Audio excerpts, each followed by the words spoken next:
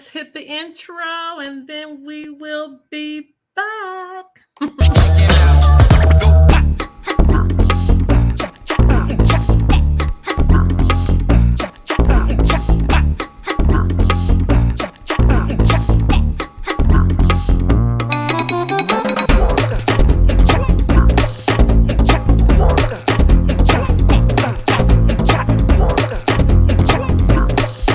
Hi, I am Dr. Sherry, your multi-entrepreneur, where I will teach you about real estate, about business, about credit, and about life. So today we're going to talk about business credit. Okay, so we got both of those categories. Y'all, I have some secrets that you may not know this, especially if you're starting a business.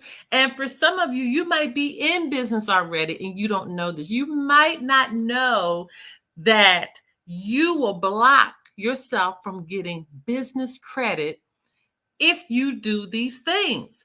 And I know it's a secret because so many of us do it and we don't even realize what we're doing. Business credit, it's not hard to get, but you got to set yourself up right to get it.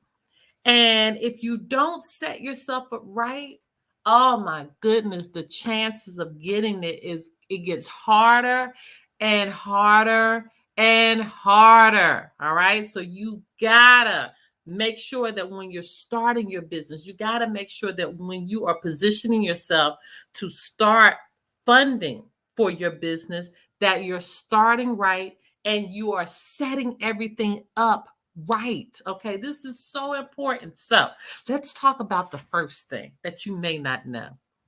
Did you know that with the IRS, it's so important when you're starting a business that you do not use your home address? Now, stop. Some of you are already saying, well, what if I got an office out of my house? If you have an office out of your house, then your address should be 123 Elwood Street, apartment B, or unit B, or suite B for the business address. Are you understanding what I'm doing here? It needs to be separate from your home address. That's the first thing. Now, some business funding will not give you credit, okay? They will not allow you to have or obtain business credit if your home address is like or near your office address or your business address. So how do you get out of this? Y'all, just get a P.O. box, get a virtual address, right? Just get a virtual address. They're very cheap now, okay? Getting a virtual address, getting a P.O. box that has the actual street name to it, that's easy to get now. Some of these virtual addresses, you can even get a phone number with it. Some of these virtual addresses, you even get a secretary with it. All right. So what am I telling you to do? You need to do your due diligence. You need to do your due diligence in this. Okay. So we talked about the address. The next thing that you will not know, okay, that blocks you from getting business credit is using your cell phone number. Oh my goodness. No. Right. And this is the thing. They're even getting hip to the Google Voice numbers now, right? So do not use the Google Voice numbers. Do not use your cell phone numbers. You need to get a phone number. Now, there are other avenues that you can get a phone number, okay? Just be very, very clear that it could be utilized as a business line. Now, sometimes they're going to want the phone records, right? They'll ask you for a copy of the phone records to make sure that the business name is in the phone utility. The business name has that name on the utility bill for the phone. Okay. Whew, took me a long time to get that one out. Okay. So the thing is, you want to make sure that you are not using your cell phone for your business line. So remember, I was telling you, some of these virtual addresses, you can get a virtual address with the phone number now. All right, y'all, that is easy to research. Easy to research. All right, this is the one that got me messed up. This is the one that tripped me up. I was wondering why I was having problems getting funding in one of my businesses. I didn't know what the problem was. Why did I keep getting blocked? Y'all, the bank had my address. It was a suite on it. They had suite spelled all the way out, SUITE. The IRS had it STE.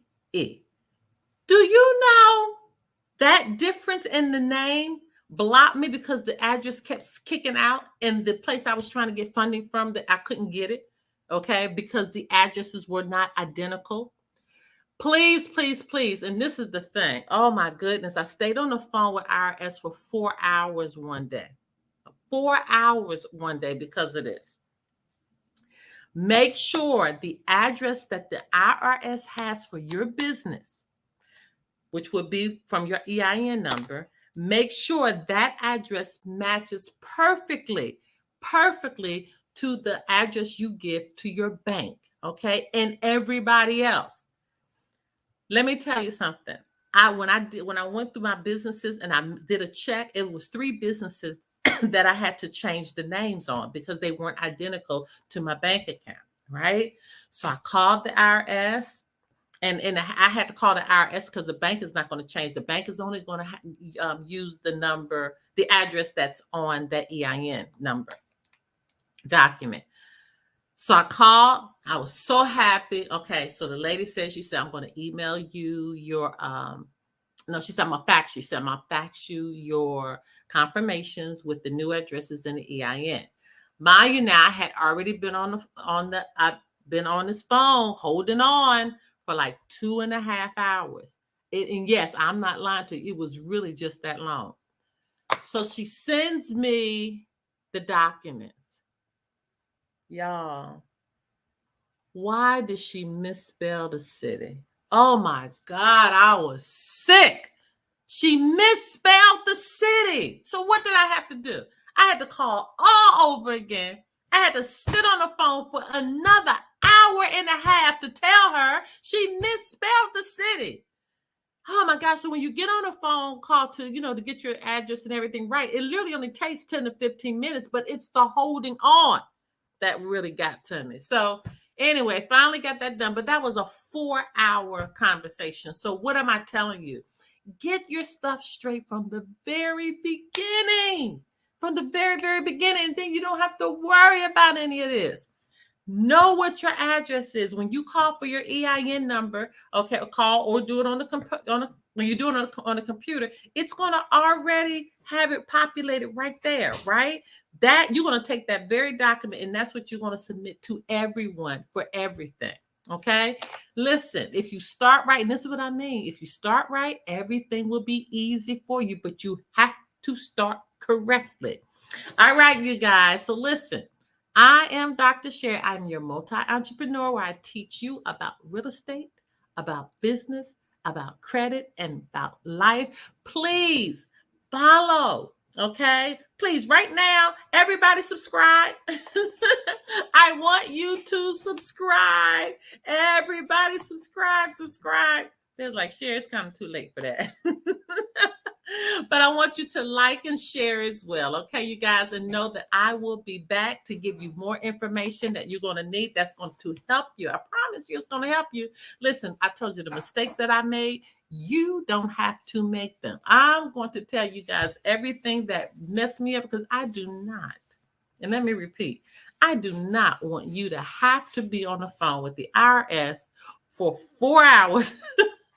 Yes, 4 hours like I did. Trust me, I don't want anybody to have to go through those pains. So if you're starting your business, start it out right. Go ahead and get your address, get your phone number, get everything in order, and make sure your paperwork is right from the IRS that matches your bank account, and you guys will be good, okay? All right, you guys, until next time. Bye-bye.